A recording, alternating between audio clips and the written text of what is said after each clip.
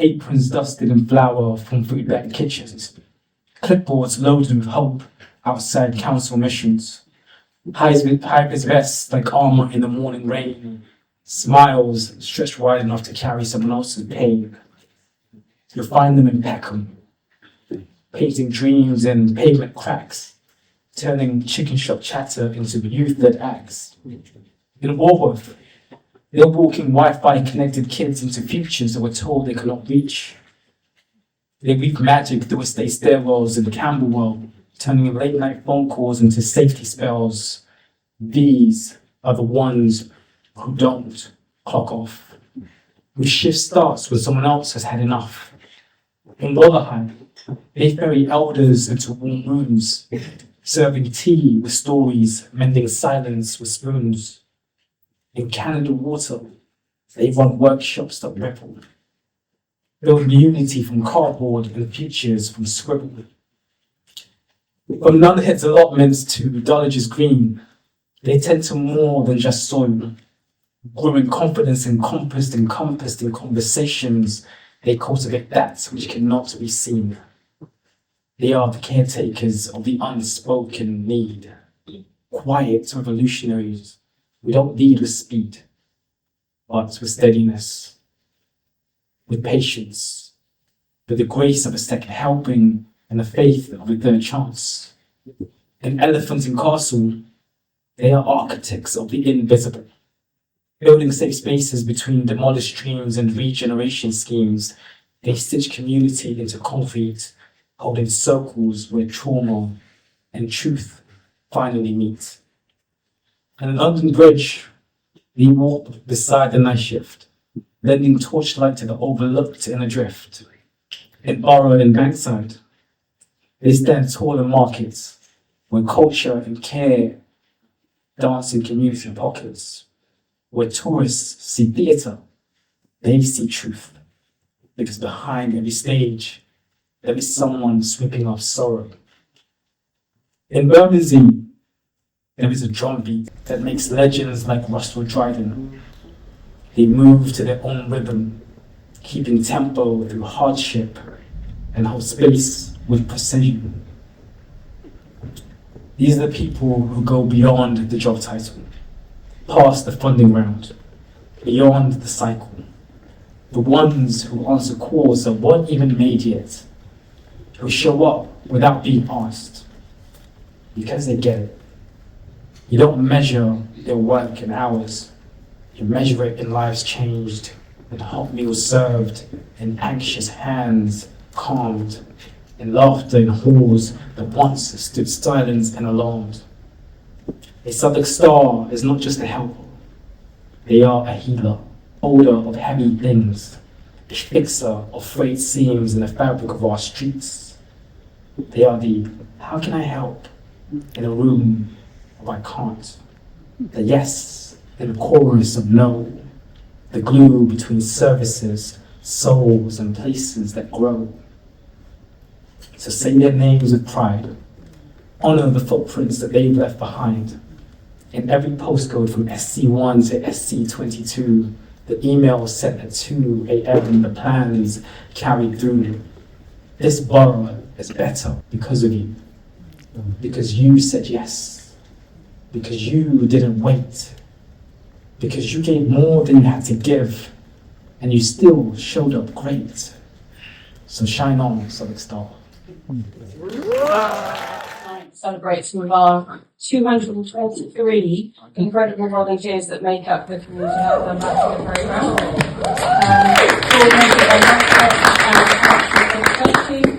And I also feel very lucky that I've been involved in this programme right from the start, which was during COVID, during the pandemic. And it was when we realised that communities really needed that clear, trusted information more than ever. And in particular, reaching communities in Southwark whose voices were often unheard. Healthwatch Southwark's Community Health Ambassador officers, Esther and Agyeman, who will help us bring that impact of the work to life. So I'm going to just hand over to Agyeman to reflect on their journeys as ambassadors. Hi. I wouldn't read my titles as you can see there, but I would want to tell you last year I stood here and asked the question. How many of you would remember? I'm not sure if you remember, but if you were here last year, I asked that what happens when people stop being seen as statistics and start being seen as stories of real people? The answer is simple. You get transformation, healing, you get a community, and like Slay said, you get Southwark. Well, over the past year, Southwark has given me more than stories. Stories that have inspired me, challenged me, and reminded me of why this work matters. And if there's one thing I have learned this year, is that communities already have many of the answers we are looking for. Sometimes they just need someone to listen, like Kush said, someone to care, and someone who believes in them. Sometimes they need someone to open the door. A few months ago, I was supporting a patient's feedback session at Guy's and St. Thomas with one of my colleagues. And a mother just came to me sharing her experience. So after listening to her, I asked, what made you approach me? And she said, you looked like I could talk to you. She didn't even know I was there to collect feedback from. And that spoke to me that when we begin to listen and when we show that we care, people open up, and through that we are able to help them. Because before people engage with services, before they share their concerns, before they trust the system, they need to feel heard and valued, and trust begins with them. As if you knew what I was going to say. Another moment that stayed with me happened during the Vital 5 session. So Vital 5s are blood pressure, obesity, alcohol, smoking, and mental health. So we have an outreach van that goes around the communities because we are bringing health closer to people where they are. We started neighborhood health way before NHS started it, right? Okay. So during one of these sessions at the venue where we were conducting the measurements, one of the builders there, we asked him to come have his measurements taken. And when he did, whenever we have the Vital 5 taken, we probe further if they need extra help. And this guy was like, I haven't been to my GP for over 10 years. And his pressure was quite high.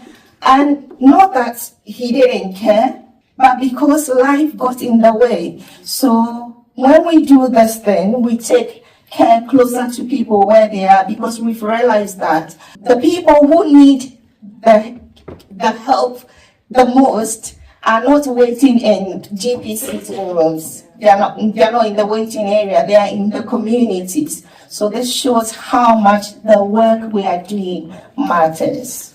Now, after listening, one thing that came up a lot was, I already know I'm obese. I already know I have high blood pressure.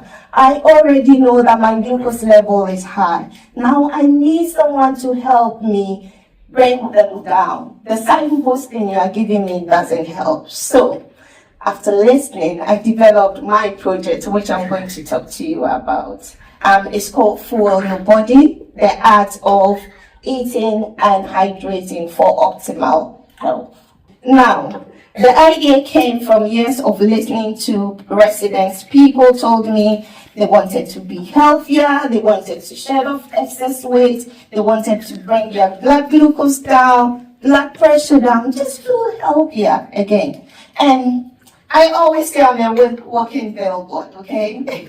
So I practice what I preach, and when people see me, they're like, we trust you because you look like what you're saying. So I created this project to help people take total control of their health and well-being. And what the project is about is we sit down, talk about things that affect our everyday health. It's like hydration. How much hydration should we have in a day? How many of us know that? I'm not going to put you on the things like sleep. How much do we need? I remember I did a session, and when I spoke about sleep, that we need 7 to 9 hours. Someone said, "Oh, it's like 6 was enough." 6 is not enough. If you don't know, come and find me after that. So with this project, we talk about things like this. How much sleep do we need? How much hydration do we need? Bowel movement, how much is enough? Because when I do one-to-one coaching as well, and when I ask my clients, how is your bowel movement? Most of the time they'll say, it's all right. And I put further, what do you mean by all right? Oh, I go every other day. My dear, if you go every other day, that's not okay. So these are conversations we have during this project.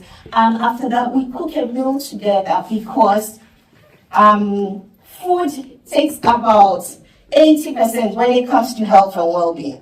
The things we do in the gym is just about 10%. Your food is number one. Sleep number one, followed by your food. So once you nail that, it makes it easier, okay? So these are the conversations we have in this project, and we cook together, sit down and share a meal. And whilst we're sharing a meal, you know, food makes people relax, right? So whilst we're sharing the meal, people open up, and some of the things I get is, let me read some of the things people shared. One participant said they now understood why they've been struggling with digestive issues for quite a long time, and now they are feeling the session, feeling empowered because now they know the steps they have to take immediately to see results. Another said that they thought that, I honestly thought everything sold in the supermarkets is healthy. That single comment reminded me that health inequalities are not always about access. Sometimes they are about access to the right information, delivered in a way that people can understand, trust, and apply in their everyday lives. When people are given the knowledge, they don't just make better choices for themselves, but they take the knowledge into their homes, into their communities, into all the places they occupy, and share the good news. For me, Fuel Your Body reinforces something I have always believed in. People don't need fixing. They need information that they can understand, support that they can trust. When we conducted the survey for Fuel Your Body, one lady didn't want to be part of the project at all. Then the following week, when we went with samples. And she opened up, shared recipes with me. So we've realized that food opens people up, and this project is here to stay. I've partnered with South London Mission, and we will be doing some cooking and talking about food and how to look your fantastic, gorgeous self. And to all the ambassadors, I say thank you. Without you, this wouldn't have been possible. It's been honor, it's been an honor, and we're not saying big bad, we will be seeing more of us. Thank you. We're providing such an amazing and special venue for such remarkable people. Tonight is especially meaningful because we're celebrating 20 years of Southwark Stars. 2 decades of recognising the extraordinary generosity, compassion and dedication of people across this borough. As I said in my maiden speech as Southwark Mayor last week, this is who we are in Southwark, this is what we do.